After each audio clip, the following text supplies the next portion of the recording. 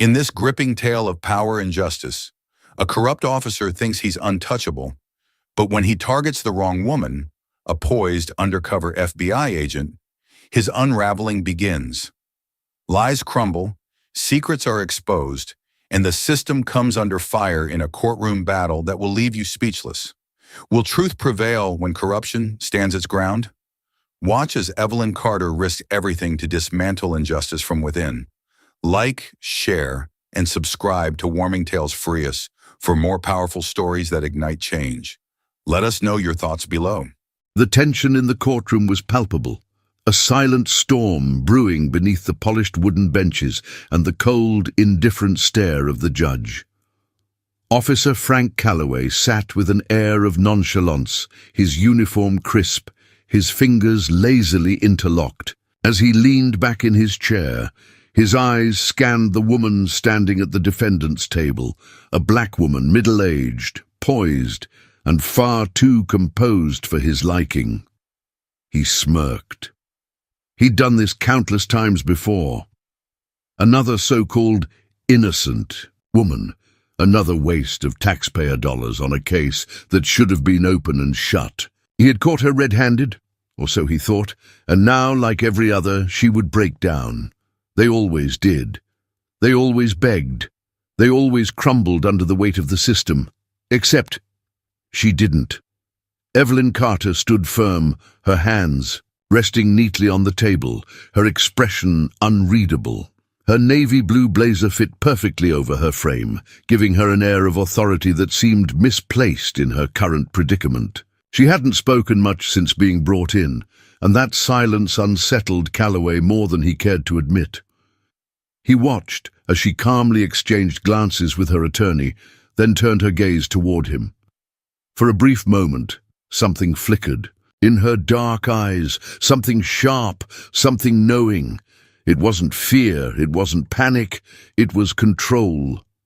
The judge, Harold Whitmore, an old-school hardliner who had long stopped pretending to care about cases like these, cleared his throat. "Miss Carter," he drawled, glancing at her file, "you stand before this court charged with obstruction of justice, resisting arrest, and possession of a falsified federal identification. Do you understand these charges?" Evelyn's lips curled into a small, almost imperceptible smile. "I understand them perfectly, Your Honor." The confidence in her voice sent a ripple through the gallery. Even the prosecutor, James Roth, a man known for his aggressive cross-examinations, shifted uncomfortably. Calloway scoffed, shaking his head. Just another arrogant fool thinking she could beat the system. He had been the arresting officer, and he knew what he saw. The badge she carried was fake. He had checked it himself, and yet she stood here acting as if she had already won. Judge Whitmore sighed. "Would you care to explain how exactly you came into possession of a fraudulent FBI badge?" Evelyn exhaled slowly, and then, without hesitation, reached into the inner pocket of her blazer. The move was so sudden that a few gasps echoed through the room. A court bailiff instinctively stepped forward, but she paid him no mind. What she pulled out was a badge, a golden, perfectly polished, legitimate FBI badge. She held it up for everyone to see. The emblem gleamed under the courtroom's harsh fluorescent lighting, its details unmistakable. Silence. A heavy, suffocating silence. Judge Whitmore squinted. "What?" Evelyn's gaze locked onto Calloway's, and for the first time, he felt something that had never touched him in all his years on the force. Doubt. "I would have thought, Officer Calloway," she said smoothly, "that you'd have the foresight to search me properly before bringing me into a courtroom." His smirk vanished. The murmurs in the room grew louder. The judge's eyes darted between the badge and Evelyn's composed face. Roth, the prosecutor, was flipping furiously through his papers, sweat forming on his brow. That's impossible," Calloway finally blurted out. His voice, usually so controlled, now wavered. "The badge you had on you was fake." Evelyn tilted her head slightly. "Was it?" A slow dread crept up his spine. Something was very, very wrong. The bailiff approached the bench, taking the badge from Evelyn and handing it to the judge. Whitmore examined it closely, his expression darkening with each passing second. When he finally spoke, his voice carried the weight of impending doom. "This badge," he said carefully, "is real." A collective gasp swept the courtroom. Calloway's mouth went dry. That's not possible," he stammered. I confiscated—" Evelyn took a step forward, her eyes gleaming with a quiet, lethal confidence. "You didn't confiscate anything, officer," she said. "What you did was arrest a federal agent under false charges, fabricate evidence, and attempt to cover up your own misconduct." Every ounce of blood drained from Calloway's face. The judge's gavel slammed against the wood. "Order! Order in the court!" But the whispers wouldn't stop. The murmurs grew into a low, disbelieving roar. Calloway's lawyer, an older man with graying temples, looked like he had seen a ghost. He turned to his client, his lips parting as if to ask a question, but no words came. Evelyn Carter let the moment stretch, let the weight of her revelation sink in. Then she spoke again, her voice unwavering. "For the last 6 months," she said, "I have been leading an internal investigation into the systematic corruption within the police department, including falsified reports, illegal arrests, and racial profiling." She let her words hang in the air before delivering the final blow. "And Officer Calloway," she said, taking another deliberate step toward him, "you were my primary suspect." A slow, suffocating silence followed. Then Frank Calloway did. Something he never thought he'd do in his entire career. He felt fear. The air in the dimly lit office was thick with tension as Evelyn Carter sat across from her superior at the FBI's Internal Affairs Division. A stack of files lay between them, each one containing a name, a case, and a story of injustice that had been buried under layers of bureaucracy and systemic neglect. At the top of the pile was a name that had become all too familiar to her: Frank Calloway.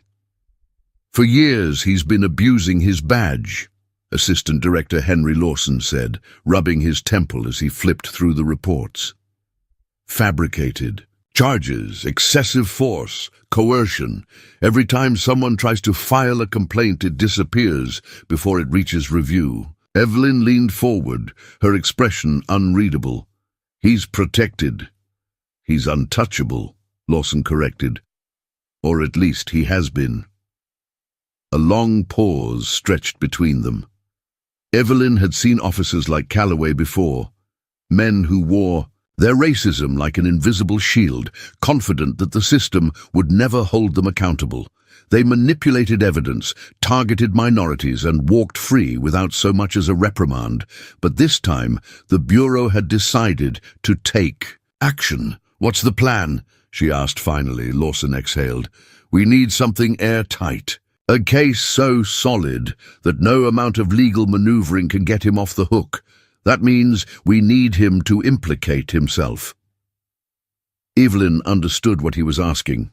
She was one of the best undercover operatives the Bureau had, and her track record spoke for itself. But this mission wasn't just about bringing down a corrupt cop. It was personal. She had spent her career fighting against the very kind of injustice Calloway represented. If this was her chance to take him down, she would do it right. She picked up the file and skimmed through the pages. "He operates primarily in the lower-income districts, preying on Black and Latino residents. Mostly single women, young men, people who won't fight back." Lawson nodded. "We need him to take the bait." Evelyn closed the file. "Then let's give him exactly what he's looking for." 3 weeks later, Evelyn Carter ceased to exist. In her place was Eva Collins, an unemployed woman struggling to make ends meet, recently relocated to a neighborhood with one of the highest police stop-and-frisk rates in the city. Her apartment, a modest one-bedroom on the rougher side of town, had been carefully selected by the Bureau for maximum exposure to Calloway's patrol routes. Every detail had been crafted with precision. old utility bills, an outdated car with minor violations, even a fabricated history of minor traffic infractions, just enough to put her on Calloway's radar. The first few weeks were about establishing presence. She shopped at the local grocery store, paid her rent in cash, and made sure to be seen without drawing attention to herself. She took walks at night, loitered just long enough outside her building for the local patrols to take notice. She knew Calloway was watching. She could feel it. Then came the moment she had been waiting for. It was a Tuesday night when she saw his patrol car idle at the corner as she pulled out of the parking lot. She kept her hands steady on the wheel, her expression neutral as she turned onto the main road. The red and blue lights flashed behind her almost immediately. She pulled over without hesitation, keeping her breathing measured as she rolled down the window. The heavy boots against the pavement signaled his approach before she even saw him in the side mirror. "License and registration," Calloway ordered, his voice laced with the authority of a man who had never once been questioned. Evelyn Eva reached into the glove compartment, retrieving the documents as she glanced up at him. His eyes were cold, assessing as he shone a flashlight into her car. "Do you know why I pulled you over?" She tilted her head slightly, playing her part. "No, officer. Did I do something wrong?" Calloway smirked. "Expired tags. And you were swerving a little back there." Both statements were lies. The Bureau had made sure every part of her vehicle was legally sound. But that didn't matter. He wasn't looking for a legitimate reason. He was looking for an excuse. "I wasn't swerving," she said, keeping her tone careful, just defensive enough to make him push harder. Calloway's smirk widened. "Step out of the car." Her heart pounded, but not from fear. This was it. The moment he would cross the line, the moment he would make his fatal mistake. She stepped out slowly, hands in plain sight, her expression the perfect mix of frustration and unease. The body cam on his vest was turned off, a habit he had been reported for before, but what he didn't know was that she had her own recording device hidden beneath her jacket. "Hands on the hood," he instructed. She complied. The pat-down was invasive, aggressive. When his hand lingered at her hip, she tensed deliberately, giving him the reaction he wanted. He chuckled lowly, but just as his fingers grazed the inside of her pocket, he froze. His hand closed around something metallic. Calloway yanked it out, holding it up under the streetlight. A badge, an FBI badge. His smirk faltered for the briefest second before he burst into laughter. "Oh, you gotta be kidding me," he scoffed. "You expect me to believe this? That you're some kind of Fed?" She met his gaze, unwavering. "Check. The number. It's real," Calloway sneered, tossing the badge onto the hood of the car. "Cute trick. You must think you're real smart, huh?" He grabbed her wrist roughly. "Let's take a little trip downtown." She didn't resist as he slapped the cuffs on. She didn't argue as he shoved her into the back of the squad car. She simply sat there, staring at him through the rearview mirror, her expression unreadable, because this was exactly what she wanted. As the car pulled away from the curb, Evelyn allowed herself a small, victorious smile. Frank Calloway had no idea. He had just walked into the perfect trap. The ride to the precinct was silent, but the tension between Evelyn and Calloway crackled like a live wire. From the back seat of the squad car, she watched his reflection in the rearview mirror, his smirk never faltering. He thought he had won, thought he had caught another nobody, another black woman with no power, no voice, the kind he had bullied, manipulated, and discarded 100 times before. He had no idea. When they pulled into the station, Calloway's grip on her arm tightened as he yanked her out of the car. The fluorescent lights overhead cast a harsh glow on the worn-down precinct, a place that reeked of sweat, fear, and unspoken deals. Officers loitered around their desks, some casting fleeting glances her way, but most carried on without a second thought. Got another one, Calloway announced with mock enthusiasm, dragging her toward the booking desk. Obstruction of justice, resisting arrest, impersonating an officer. The desk sergeant barely looked up, pushing a clipboard toward him. Print her and toss her in holding. Evelyn kept her expression blank as her fingerprints were taken, the ink smudging on her fingers as Calloway pressed them forcefully against the paper. She noted every detail. The way evidence lockers were left unsecured, the stack of unfiled reports sitting on a nearby desk, the way an officer in the corner casually exchanged cash with a man in plain clothes. A snitch, maybe, or worse, a dealer. With police protection, every second inside this building confirmed what she already knew. Corruption ran deep here. Calloway leaned in as he locked the cuffs back around her wrists. "You're quiet," he murmured, his voice laced with amusement. "Not gonna beg? Not gonna tell me you have a lawyer?" Evelyn met his gaze, her lips curling just slightly. "Why would I do that when I already know how this ends?" For the first time, his smirk faltered. He shoved her toward the holding cells, his grip rough, and threw her inside without ceremony. The door clanged shut behind her, locking her into a space with 4 other women, 2 asleep on the benches, another curled up in the corner, and one staring at her with wary curiosity. The woman had dark circles under her eyes and a swollen lip, the unmistakable signs of someone who had been here before. "You knew?" the woman asked, her voice hoarse. Evelyn sat on the empty bench and stretched her arms. "Just visiting," the woman snorted. "Ain't nobody just visiting in this place. Either you got picked up for something dumb or you pissed off the wrong cop." Evelyn didn't respond. Just let the silence stretch. Outside the bars, she could hear Calloway talking, laughing. Then another voice joined in, low, authoritative, and edged with suspicion. Captain Reynolds. She didn't turn, didn't react, but she listened intently as Reynolds approached Calloway's desk. The captain was older, his voice gravelly, a man who had seen too much and cared too little. "She give you any trouble?" Reynolds asked. "Nah," Calloway replied. "One of those types who think they're smarter than us. Flashed some fake FBI badge. Thought she could talk her way out." A pause, then Reynolds' voice, quieter. "You sure it was fake?" Calloway scoffed. "Course I'm sure. I ran it myself." Evelyn closed her eyes briefly. That was a lie. He hadn't run it. If he had, alarms would already be going off at the bureau. Reynolds wasn't convinced. "Keep an eye on her.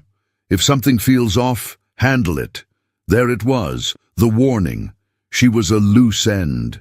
And in places like this, loose ends got tied up fast. Hours passed. The cell was cold, the metal bench stiff against her back. She stayed still, controlled her breathing, played the role of a woman waiting for her fate to be decided. All the while her mind worked, dissecting every interaction, every weakness in the precinct's armor. At some point, an officer, young, nervous, approached Calloway's desk. Sir, there's something weird with the badge she had on her." Evelyn's ears sharpened, but she kept her posture relaxed, her eyes half-lidded as if she wasn't paying attention. Calloway waved. A dismissive hand. "I told you it's fake." "Yeah, but—" The officer hesitated. "It's registered to a real agent." A beat of silence. Then Calloway's chair scraped against the floor as he stood. Evelyn smiled to herself. Panic was setting in. The cell door creaked open and 2 officers stepped in. "On your feet!" one barked. Evelyn stood, taking her time, stretching as if she had all the time in the world. Calloway was waiting outside, his jaw tight, his posture less cocky than before. "Looks like you got some explaining to do." Evelyn arched a brow. "Do I?" Reynolds appeared behind him, his expression unreadable. "Let's talk." Evelyn followed them down a dimly lit hallway, past interrogation rooms filled with men, forced into confessions, past doors where whispers of dirty deals leaked through the cracks. Every step she took was recorded in her mind, stored for later. They reached a small room, just a table and 2 chairs, the kind of place meant to intimidate. She sat without being asked, crossing her legs, watching as Reynolds and Calloway exchanged a look before sitting across from her. "Who are you really?" Reynolds asked, leaning forward, his fingers steepled. "Because something about this doesn't add up." Evelyn rested her chin on her hand. "Is that a real question, or are you hoping I'll incriminate myself?" Reynolds studied her, then smiled. A slow, knowing smile. Calloway wasn't smiling anymore. "You're playing a dangerous game," Reynolds said. "People who ask too many questions in this town tend to disappear." Evelyn let the words settle. A direct threat. Good. That meant they were scared. She leaned in slightly, just enough to make it clear she wasn't intimidated. "Then I guess you better hope you've covered your tracks." The tension in the room tightened like a noose. Calloway shifted in his chair, his fingers tapping restlessly against the table. Reynolds, however, just chuckled, a sound devoid of amusement. "You have no idea what you've walked into," he murmured. Evelyn smiled. "Neither do you." She sat back, folded her arms, and watched the cracks begin to form. The game had just begun. The interrogation room was silent, thick with the kind of tension that only existed when the balance of power began to shift. Evelyn sat calmly, her fingers resting lightly on the steel table, her expression unreadable. Across from her, Frank. Calloway leaned forward, his smirk forced and tight, trying to cling to the confidence that had carried him this far. But the cracks were starting to show. Captain Reynolds stood near the door, arms crossed, his gaze sharper than before. He had been in this game long enough to recognize when something wasn't right, and right now, nothing about this woman sitting before them made sense. "You're going to tell me exactly who you are and what the hell you were doing with an FBI badge," Calloway said, his voice low and controlled, though Evelyn could hear the thin edge of unease in it. She tilted her head, a small smile playing at the corner of her lips. "Funny. You seem a lot less sure of yourself than you were. An hour ago," Calloway's jaw clenched, "I ran your badge. It was fake." Evelyn let a beat of silence stretch between them before replying, her voice smooth and steady. "Are you sure about that?" Reynolds stiffened, his eyes narrowing. Calloway glanced at him, then back at Evelyn. For the first time since this started, doubt flickered in his gaze. Evelyn leaned forward slightly. "I think you're starting to realize something, Officer Calloway. This isn't going to end the way you thought it would." Calloway scoffed, but there was no real conviction behind it. "Lady, you were caught impersonating an agent. You really think you're going to bluff your way out of this?"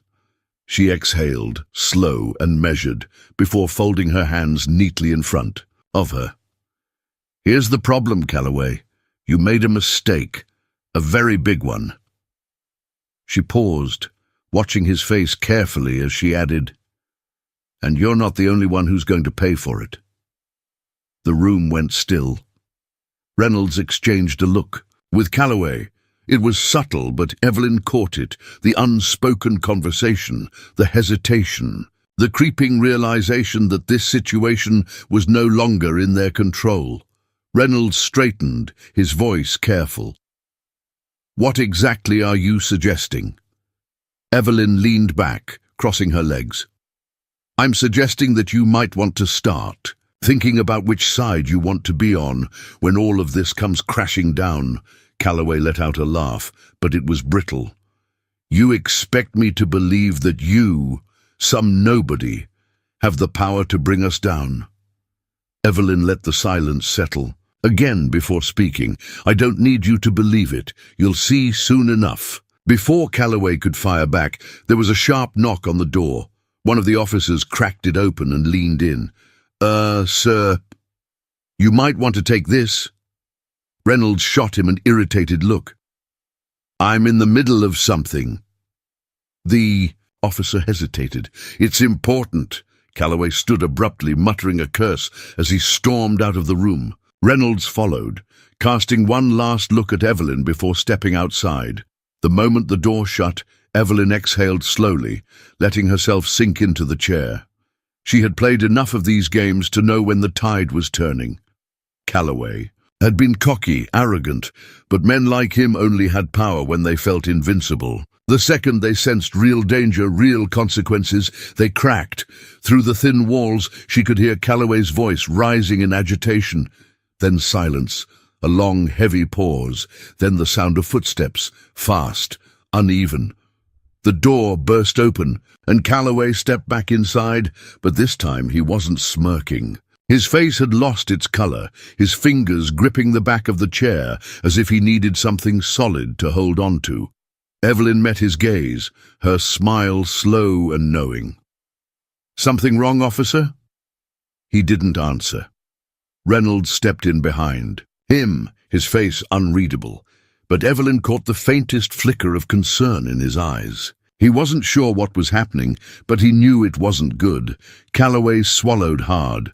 "Who the hell are you?" Evelyn didn't move, didn't blink. "You already know." The tension in the room became suffocating. The power dynamic had shifted completely. Calloway was no longer the one in control. He was standing on unstable ground, and Evelyn was the only one who knew exactly where the cracks were forming. She watched as the first domino fell. Calloway stood frozen, gripping the back of the chair like it was the only thing keeping him upright. The color had drained from his face, his usual cocky demeanor shattered. Evelyn watched him, her expression unreadable, though deep inside. She knew exactly what was happening. The walls were closing in. Reynolds cleared his throat, his sharp gaze flicking between Calloway and Evelyn. He could sense the shift, the way Calloway's confidence had cracked open like thin ice. The phone call had rattled him, but Reynolds needed to know how badly. "What was that?" Reynolds asked, voice low and controlled.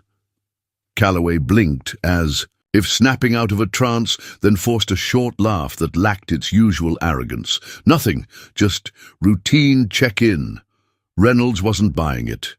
He knew Calloway well enough to recognize when he was lying. His posture, the tight grip on the chair, the way his throat bobbed as he swallowed, all signs of a man who had just been blindsided. Evelyn leaned back in her chair, her fingers tracing slow, deliberate circles on the metal table. "Routine. You check-in," she echoed, her voice calm, amused even. "Funny. You don't look like a man who just got routine news." Calloway's jaw clenched. He refused to look at her. That was mistake number one. Mistake number two was allowing his silence to stretch too long. Evelyn took advantage, her voice slipping into the room like a blade through silk. "They called you, didn't they? And now you're wondering how much." "They know. How much I know." She tilted her head, watching him. "How far this really goes." Calloway turned on her, slamming his hand on the table. "Shut up." Reynolds exhaled sharply. "Enough." Evelyn smiled. "That's the problem. Though, isn't it? You don't know what's enough anymore." Calloway straightened, rolling his shoulders back, trying to regain control. "You're bluffing." "Am I?" Evelyn's voice remained steady, unwavering.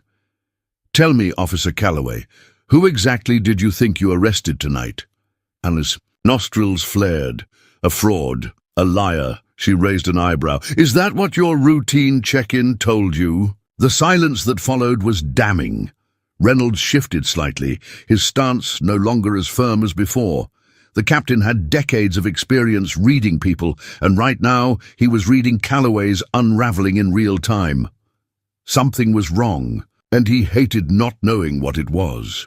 "Go run her prints again," Reynolds ordered one of the officers outside, "and this time check every federal database." Calloway's head snapped toward him. "We already ran." "Run them again." Calloway hesitated. Reynolds stared him down, his voice lowering. "You're sweating over something, Frank.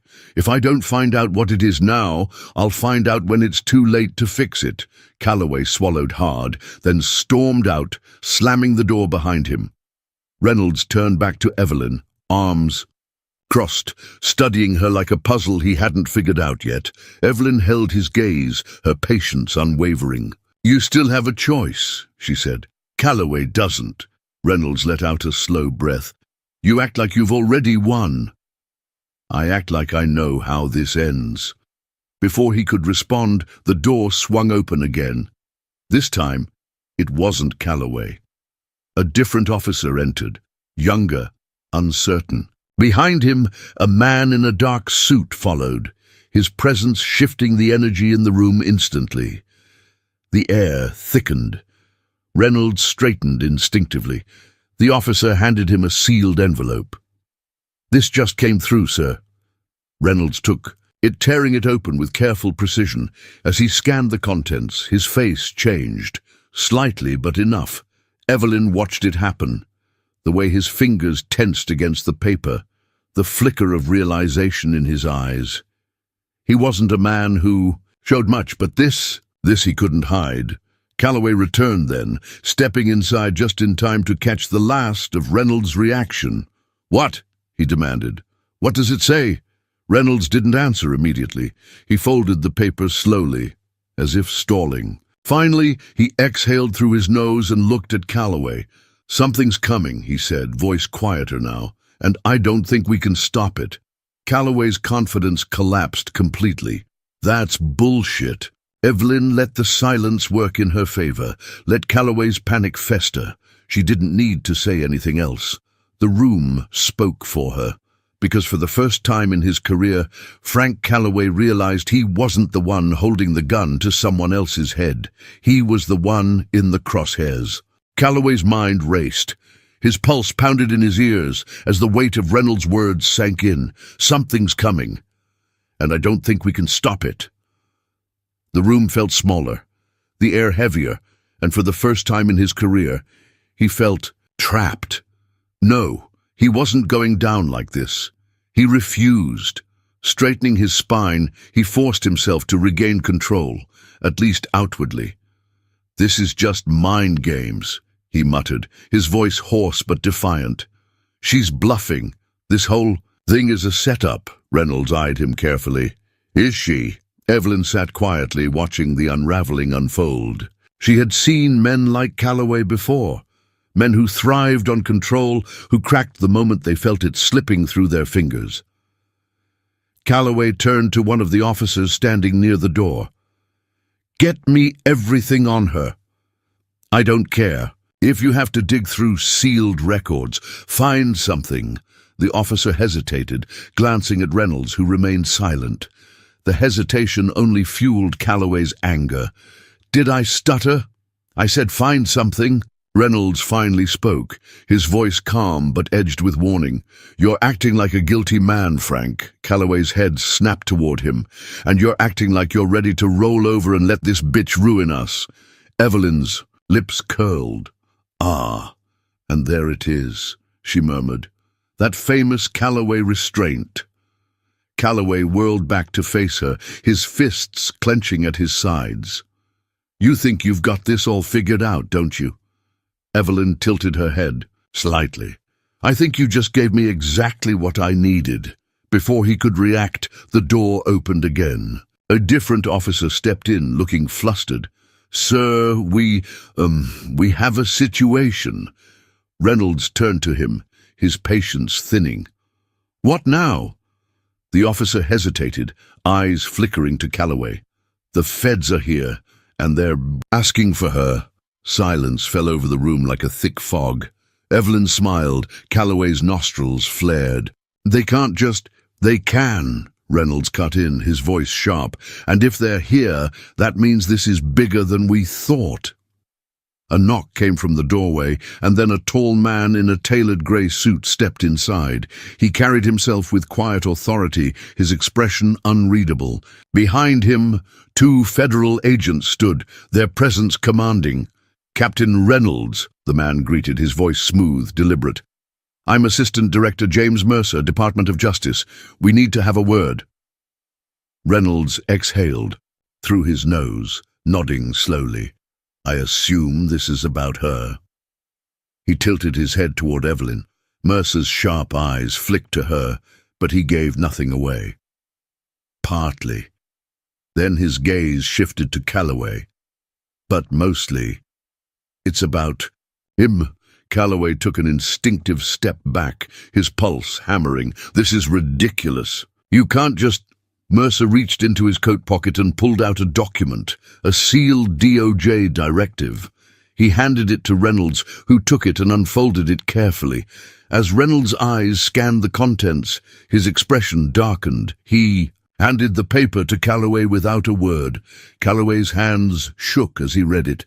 Investigation opened. Federal inquiry into civil rights violations, falsified arrests, evidence tampering, multiple complainants. Under DOJ jurisdiction. His throat went dry. His name was on it. Reynolds' name wasn't. Calloway looked up, his eyes darting between them. This is a mistake. Mercer didn't blink. No, Officer Calloway. The mistake was thinking you'd never get caught. The silence in the room was suffocating. Evelyn finally leaned forward, resting her elbows on the table. And just think, Frank, you did all of this to yourself. Calloway's mind screamed for an escape. He needed an out, a way to turn this around.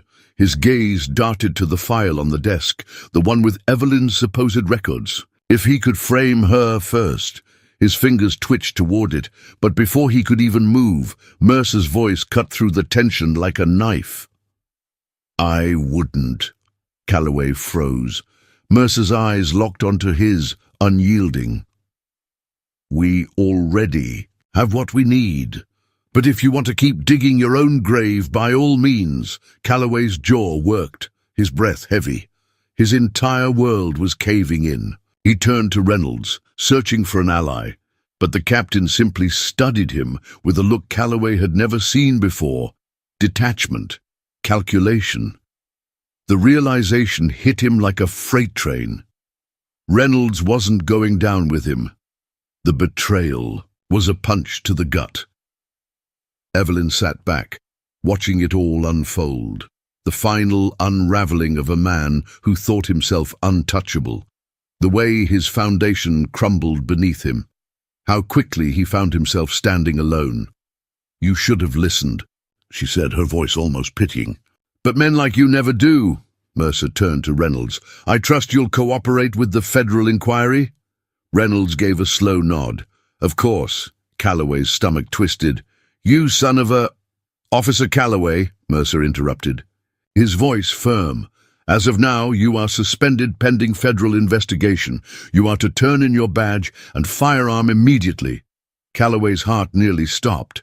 You can't. We can, Mercer said, his voice cool. And we are. An agent stepped forward, hand extended expectantly. Calloway's fingers trembled as he reached for his badge. The very thing he had once wielded as a weapon now felt like a weight of shame in his palm. With a sharp, final movement, he yanked it off his belt and slammed it into the agent's hand. His gun followed, the metallic clatter against the table, echoing in the tense room. Evelyn met his gaze one last time. See you in court. Calloway's world had officially collapsed, and there was no way out. The precinct was eerily silent as Calloway stood in the center of the room, his hands clenched at his sides, his breathing shallow. Officers who once greeted him with nods of respect now exchanged whispers, some avoiding eye contact altogether. Others stole quick glances at him, their expressions unreadable. It was the look men gave when they knew a dead man walking had entered the room. The DOJ agents wasted no time. Two of them flanked Calloway, while Mercer led the way, his stride unhurried but purposeful. The air was thick with something unspoken. The mighty had fallen, and everyone in the room could feel it. Reynolds watched from a distance, his face unreadable. He had been in the game long enough to recognize that Calloway was done. Whatever protection the system had once afforded him was crumbling beneath his feet. The question now was how far the damage would spread. Evelyn remained seated, still cuffed, but with an air of quiet patience. She didn't need to gloat. The weight of reality had already settled on Calloway's shoulders. His desperate attempt to fight back had only tightened the noose around his neck. As Mercer passed by Evelyn, he stopped briefly, nodding to the officer beside her. "Remove the cuffs." The officer hesitated for only a fraction of a second before obeying.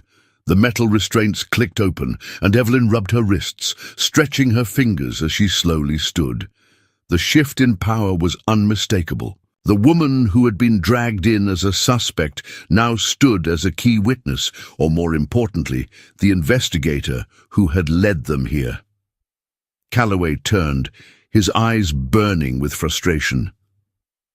"You set me up." Evelyn met his gaze, tilting her head slightly.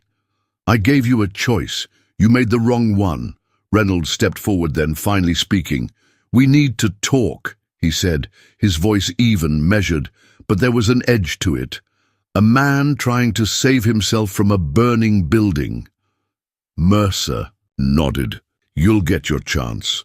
But the moment had already passed. Reynolds knew it, and so did Calloway. Whatever conversation he was hoping to have, it wouldn't be a negotiation. It would be an interrogation. Calloway's body went rigid as one of the federal agents guided him toward the door. "You're making a mistake," he muttered under his breath. "You don't know what you're dealing with." Evelyn arched a brow. "Neither do you." The doors swung open, and Calloway was led out. The room remained silent, the weight of his exit settling like a layer of dust over the precinct. But the moment was fleeting. The real storm was only just beginning. The flashing lights of news cameras bathed the entrance of the precinct in a harsh, electric glow. Reporters clustered together like vultures, their microphones raised, their voices overlapping in a cacophony of questions. The moment Evelyn stepped outside, the storm broke.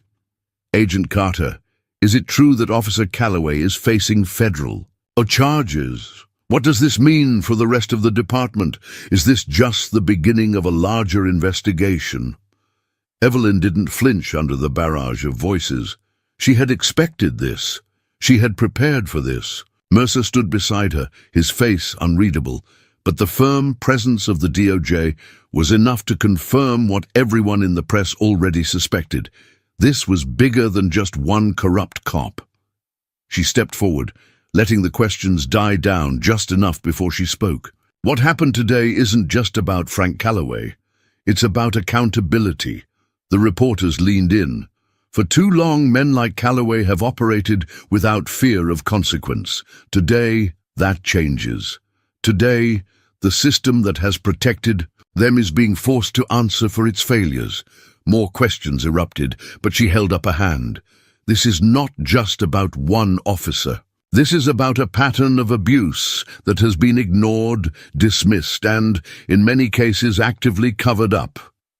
This is about ensuring that the people sworn to serve and protect do not use their power as a weapon against the very citizens they are meant to defend." The murmurs among the reporters shifted. This wasn't just an arrest. This was a reckoning. "Are you saying this investigation is expanding?" someone called out. Evelyn met their gaze. "What I'm saying is that corruption does not exist in a vacuum, and we are going to follow the evidence, wherever it leads." The statement landed like a hammer. It was a promise, a warning, and a declaration all at once. As she turned away, Mercer gave her a slight nod. The press would run with it, the city would talk, the story would grow, and that was exactly what needed to happen. Inside the precinct, Reynolds stood alone in his office, staring out the window as the crowd outside continued to swell. The walls felt tighter around him, the air heavier.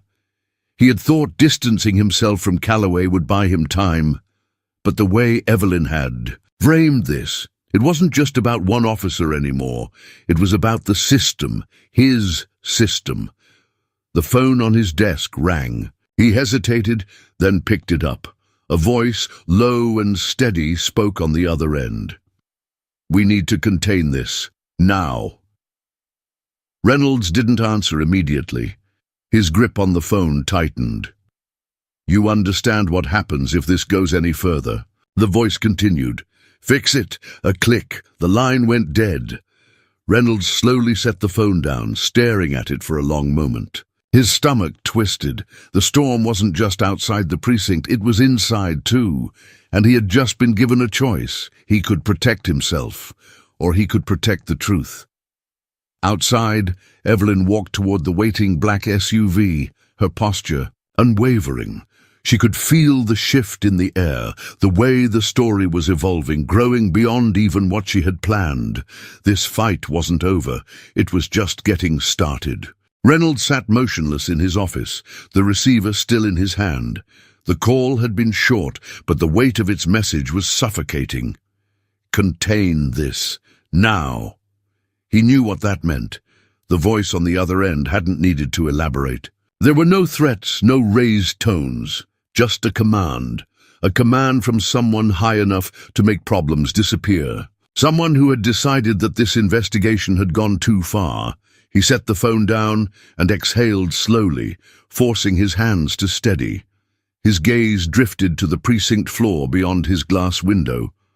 Officers still bustled about, but there was a tension in the air, a shift in the way they moved. Some avoided eye contact with him, others watched him too closely. They knew something was happening. Reynolds had spent years surviving in this system, navigating its corruption without getting pulled under. But now, the tide was rising fast. He had thought cutting Calloway loose would be enough. He had thought keeping his distance would insulate him from the fallout. He had been wrong. A sharp knock at his door pulled him from his thoughts. The door opened before he could answer, and Mercer stepped inside, his expression unreadable. "We need to talk," Mercer said, closing the door behind him. Reynolds straightened in his chair. "I figured." Mercer didn't waste time. "How deep does this go?" Reynolds inhaled through his nose. He had expected this question. It was only a matter of time before someone with real authority started putting the pieces together. The problem was there were no easy answers. "It depends," Reynolds said carefully. "How much do you already know?" Mercer studied him for a moment. "We know Calloway was a symptom, not the disease. We know falsified arrests weren't just a pattern with him, but a department-wide practice. And we know someone, somewhere, is pulling strings to keep it all from unraveling." Reynolds felt his throat tighten. "Then you already know too much." Mercer's gaze didn't waver. "Are you going to help us or protect them?" Reynolds let out a slow breath. There it was, the choice. Before he could answer, his desk phone rang again. Mercer watched as Reynolds hesitated before picking it up. He already knew who it would be. "This is Reynolds," he said. The voice on the other end was different this time, but the message was the same. "We have a problem." Reynolds glanced at Mercer, who hadn't moved. "Go on." "There's been a leak," the voice continued. "A file was pulled from internal records. It's on its way to the press." Reynolds felt his pulse quicken. "What file?" A pause. Then, "Yours." The line went dead. Reynolds slowly set the receiver down. His stomach turned as realization set in. "They're making you the fall guy," Mercer said calmly. He had already figured it out. "They're cutting you loose." Reynolds clenched his fists. He had been loyal, he had played the game, and now, just like Calloway, he was being sacrificed. A long silence stretched between them before Reynolds spoke again. "If I help you, do I walk away from this?" Mercer didn't answer right away. "That depends on how much you're willing to give us." Reynolds let out a bitter laugh. "Figures." He leaned back in his chair, rubbing a hand over his face. "Fine, I'll talk." Mercer nodded, satisfied. "Then let's start with, who made that phone call?" Across town, Evelyn Carter sat in a dimly lit conference room, her eyes scanning through pages of witness statements. The DOJ had been working quickly, pulling in officers who were willing to talk. But they needed more. They needed the right witness. Her phone buzzed. She answered without looking. "Carter." A breath on the other end, then a voice, low, unfamiliar. "You're making a mistake." Evelyn's fingers tightened around the phone. "Who is this?" A pause, then, "Walk away." She straightened in her chair. The voice was measured, controlled, but she could hear something else beneath it, a warning. "If you don't," the voice continued, "someone close to you will pay for it." The line went dead. Evelyn lowered the phone, staring at the screen. A slow breath left her lips. She had been expecting this. She knew what happened when corruption felt threatened. It fought back, but threats only meant one thing. She was getting close. Reynolds sat in the dim light of his office, the weight of his decision pressing down on him like an iron shackle. The phone call had made it clear. He was expendable. The system he had served for decades was now prepared to cut him loose. If he didn't act fast, he'd be just another name in a long line of discarded men who knew too much. Mercer sat across from him, waiting. His patience was unnerving, but Reynolds knew why. He wasn't just here for a confession. He was here to see if Reynolds had the guts to cross the line. Reynolds leaned forward, resting his elbows on the desk. "They're not just going to let this case play out, are they?" Mercer shook his head. "No, and you're the next pawn they're moving off the board." Reynolds exhaled sharply. He had spent years pretending not to see the rot at the core of the system, convincing himself that as long as he kept his hands clean, he wasn't part of it. But now, the truth stared him in the face. If he stayed quiet, he'd go down. If he spoke up, he might not live long enough to regret it. His fingers drummed against the desk. Then he made his decision. "I'll give you names," Reynolds said, his voice tight. "I'll give you everything I have." Mercer nodded, satisfied. "Then let's start at the top." Evelyn locked her apartment door, her mind still replaying. The phone call, "Walk away." She had expected resistance. She had even expected intimidation. But the chilling certainty in that voice, it wasn't a warning. It was a promise, and whoever was behind it wasn't bluffing. She turned on the lamp, scanning the room for anything out of place. Everything was as she had left it, but her instincts told her something was off. Moving carefully, she checked the locks on the windows, still secure. Then she noticed it. Her files, the ones she had meticulously organized on her dining table, were no longer in perfect order. Someone had been here. Someone had gone through her case notes. Her heartbeat quickened. She pulled out her phone, dialing Mercer. He answered on the first ring. "Carter? Someone's been inside my place." A beat of silence. "Are you safe?" She forced herself to take a deep breath. "Yes, but they left a message." "What kind of message?" Evelyn swallowed, staring at the single piece of paper left in the center of her files. It was blank except for one word, scrawled in thick black ink, "Run." She held the phone tighter. "They want me to back off." Mercer's voice was grim. "Then we're closer than we thought." At the precinct, Reynolds stood in a secluded hallway, speaking in hushed tones with an old contact, someone who still had connections in the upper ranks.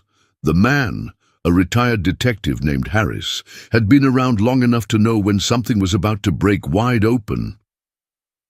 "They know you flipped," Harris said, his voice low. "You don't have much time." Reynolds' jaw tightened. "How bad is it?" Harris hesitated, then sighed. "Bad. They're not just trying to discredit you. They're setting up a whole narrative. Internal Affairs is about to launch an independent investigation into your past cases." Reynolds clenched his fists. "They're going to frame me." Harris nodded. "That's the plan, and it won't stop there." He glanced around. Before lowering his voice further, "You need to watch your back, and you need to warn Carter. This isn't just about Calloway anymore. They're making sure no one gets out of this clean." Reynolds felt his pulse hammering. He had suspected as much, but hearing it confirmed made it all the more real. He wasn't just at risk of losing his career. He was in danger of losing everything. Harris stepped back. "If you're smart, you'll disappear before it's too late." Reynolds shook his head. "Not an option." Harris gave him a long, searching look, then exhaled. Then you better hit first. Evelyn met Mercer at a secure location, an old federal safe house just outside the city. The walls were bare, the furniture minimal, but it had one thing that mattered: privacy. Mercer wasted no time. Reynolds has given us names, high-ranking officials, political backers. It's bigger than we thought. Evelyn nodded. She had already guessed as much.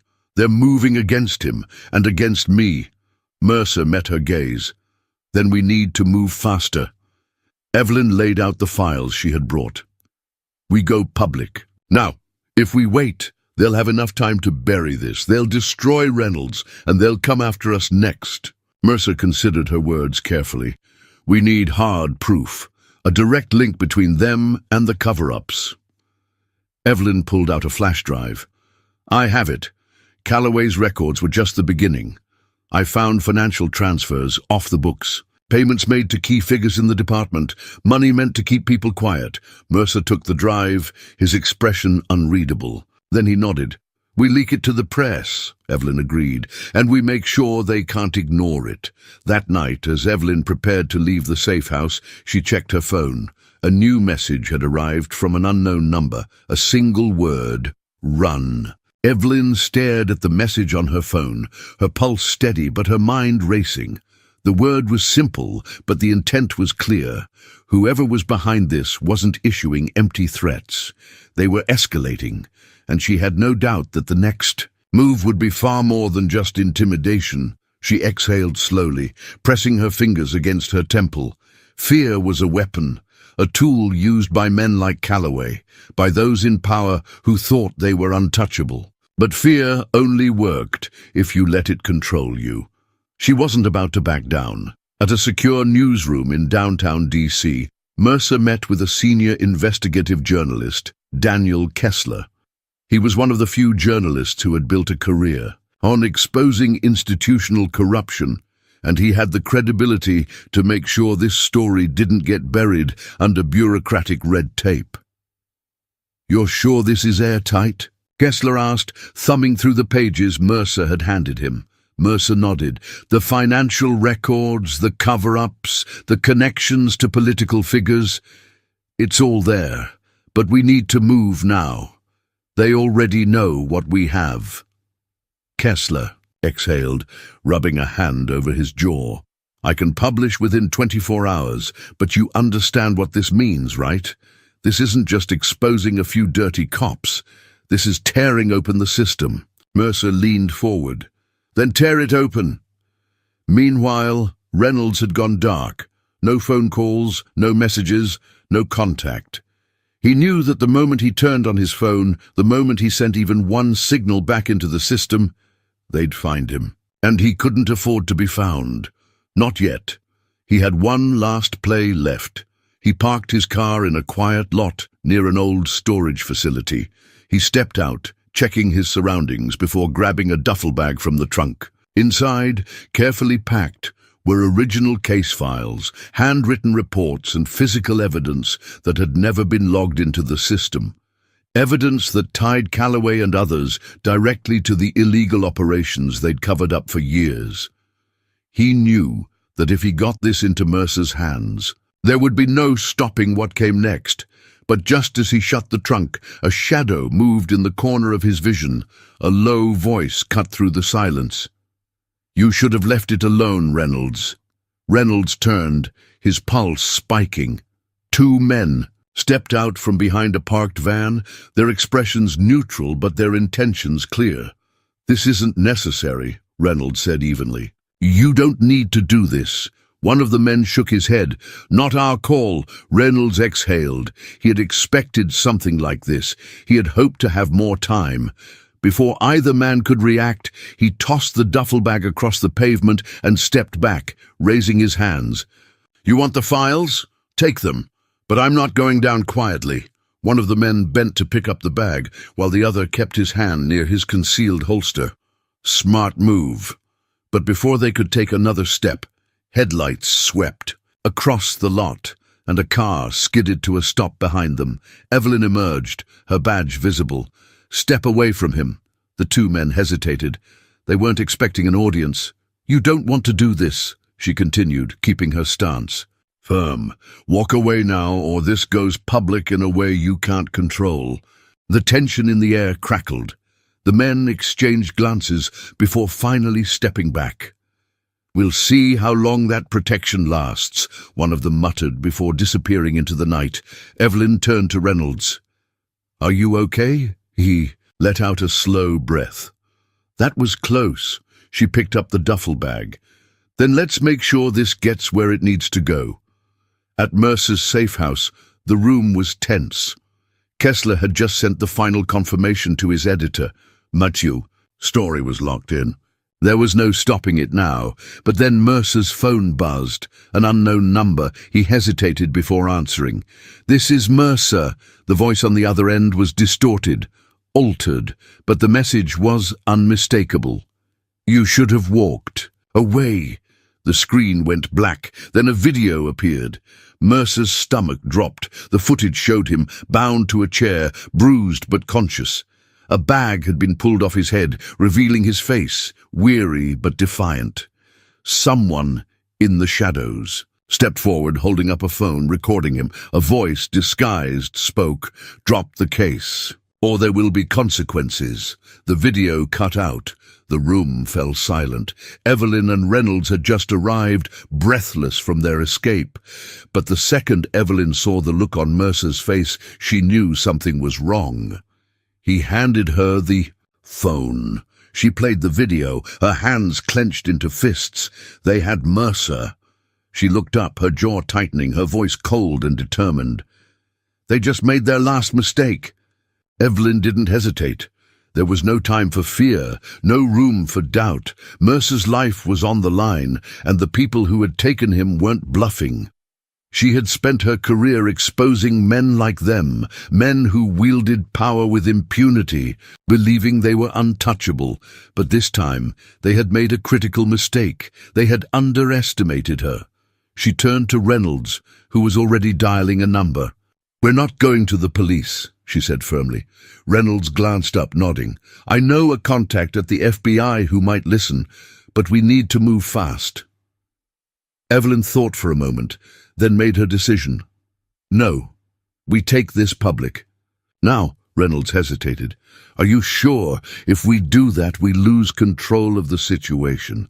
"We've already lost control," she said. "They're not going to let us play by the rules. We make sure everyone is watching." Less than an hour later, Kessler's newsroom was in full motion. The video of Mercer had been sent to multiple news agencies, all under embargo, ready. To go live the moment, Evelyn gave the signal. Journalists were preparing for an emergency press briefing, cameras were being set up, and headlines were already drafted. The corruption scandal had been simmering under the surface for weeks. Now it was about to boil over. Evelyn stood in front of the camera, her posture unwavering, her voice measured but firm. For too long, corruption has thrived in the shadows, hidden behind bureaucracy and silence. But today, that ends. We have uncovered evidence that exposes systemic abuse of power at the highest levels, and now those responsible are trying to silence us. They have taken one of our own, federal investigator Michael Mercer, in an attempt to stop the truth from coming out. She let that hang in the air before continuing. We will not be intimidated. We will not be silenced. And we demand his immediate release. The newsroom erupted into action as her statement was broadcast live across national networks. The pressure was now on the people behind Mercer's abduction. Meanwhile, Reynolds was working the other angle. His contact at the FBI, Special Agent Linda Porter, had been a rare voice of integrity in a system riddled with compromise. When he called, she picked up on the first ring. "You've got 10 seconds, she said. "I have proof that Calloway's network goes deeper than anyone thought," Reynolds said quickly. "We just put it all on air, and now Mercer's being held hostage. We need immediate federal intervention." Porter was silent for a beat, then, "Send me everything you have. I'll get a team in motion."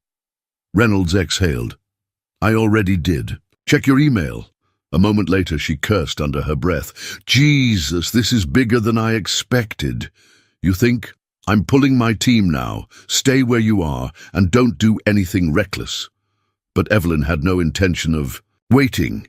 The location of Mercer's captors had finally been traced, an abandoned warehouse on the outskirts of the city. Evelyn and Reynolds arrived just before dawn, the tension between them thick.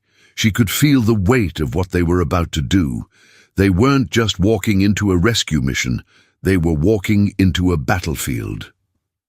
Reynolds checked his weapon. "Are we ready for this?" Evelyn didn't answer. She was already moving. The warehouse was dimly lit, the scent of oil and rust thick in the air. They moved carefully, listening for any movement.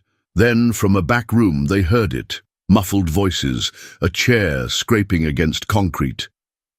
A low groan. "Mercer." Evelyn signaled to Reynolds. He nodded, gripping the handle of the door. On her count, he kicked it open. Inside, Mercer was slumped in a chair, his face bruised but his eyes sharp. The two men guarding him were caught off guard. One reached for a weapon, but Evelyn was faster. "Drop it," she ordered, her voice like steel. For a moment, no one moved. Then a slow clap echoed from the shadows. A third man stepped forward. Chief Deputy Richard Wallace, one of the highest-ranking officials in Calloway's network. He smiled as if this were all a game.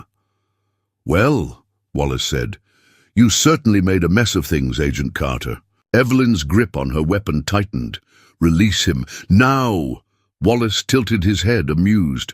"Or what? You're going to shoot a federal officer?"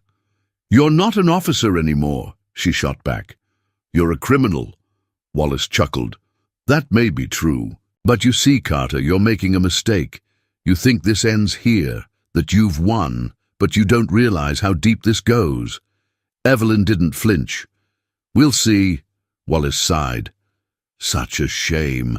You would have made a great addition to our side." He nodded toward his men. "Let them go." The guards hesitated, but they obeyed. Mercer was unbound, his steps unsteady as he walked toward Evelyn and Reynolds. But she didn't take her eyes off Wallace. "This isn't over," he murmured, smiling. "Not even close." Evelyn stared at him for a long moment, then turned and walked away. The fallout was immediate. Within hours, FBI agents raided multiple locations, arresting Calloway, Wallace, and several other high-ranking officials. The corruption scandal dominated every major news outlet, public outrage reaching a fever pitch. The Department of Justice announced an independent task force to overhaul internal affairs policies, and for the first time in years, real change felt possible. But Evelyn wasn't celebrating. Late that night, after the chaos had died down, she received an anonymous message, a single word: run. She sat in silence, the glow of the screen illuminating her face. The battle had been won, but the war was far from over. Evelyn took a deep breath, then stood up. There was more work to do, and she wasn't backing down. Evelyn stepped away from the glow of her phone screen, the single word, run, still lingering in her mind. But she didn't see it as a threat. She saw it as confirmation that her fight had only just begun. The case had been exposed, the arrests had been made, and the world had witnessed what happened when corruption was dragged into the light. But Evelyn Carter knew that justice wasn't a single moment. It was a battle that had to be fought every day. She wasn't just walking away from this case, she was stepping forward into a new fight, armed with the truth and an unshakable resolve. Evelyn Carter's story is more than just one woman's victory. It's a powerful reminder that standing up against injustice is never easy, but it's always worth it. In a system designed to silence the truth, even the smallest act of courage can spark real change. If you were in Evelyn's position, what would you do? Would you risk everything to expose the truth, or would you walk away? Share your thoughts in the comments below. We would love to hear your perspective. Don't forget to like and share this story to help spread the message of justice, and subscribe to our channel so you won't miss more inspiring and thought-provoking stories. Thank you for watching, and